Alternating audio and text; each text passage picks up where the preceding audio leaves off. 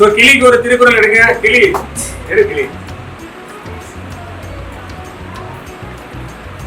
So ஆனந்த ஐயாக்கு என்ன திருக்குறள் வந்திருக்குன்னா, மாறுபாடு இல்லாத உண்டி மறுத்து உண்ணின் ஊறுபாடு இல்லை உயிருக்கு. அதாவது உடம்புக்கு என்ன ஒத்துக்காத அதை திங்காத. புரியுதா? அதாவது ஒரு மனுஷனுக்கு நோய் வர காரணமே என்னன்னா, ஒரு மனுஷனுடைய உடம்பு வந்து 3 விதமா இருக்கும். குளிர் உடம்பு, காத்து உடம்பு, அப்புறம் ஹீட்டு வெப்ப உடம்புன்னு. நம்ம உடம்புக்கு எது ஒத்து வருமோ அந்த உணவை மட்டும் தான் நம்ம சாப்பிடணும். உடம்புக்கு ஒத்து வராத உணவை நம்ம சாப்பிட்டோம் அப்படின்னு சொன்னா அதுதான் நமக்கு நோய். அதனால மாறுபாடு இல்லாத உண்டி அப்படின்னா நமக்கு எது ஒத்து வராதோ அந்த உணவை மறுத்துட்டோம்னு வச்சுக்கோங்க. அதை மறுத்துட்டு என்ன ஒத்து வருமோ அதை நம்ம சாப்பிட்டோம்னா நம்ம உடம்புக்கு எந்த நோயுமே வராது. அதனால கண்டது கலையில சாப்பிடாம இப்ப இதை மருத்துவத்துக்காக வள்ளுவர் சொன்னதா இருந்தாலும் இவருடைய வாழ்க்கைக்கு எடுத்துக்கிறதா இருந்தா என்ன அப்படின்னு கேட்டா, எது உன் வாழ்க்கைக்கு நல்லது தருமோ அதை மட்டும் நீ செய்யணும்.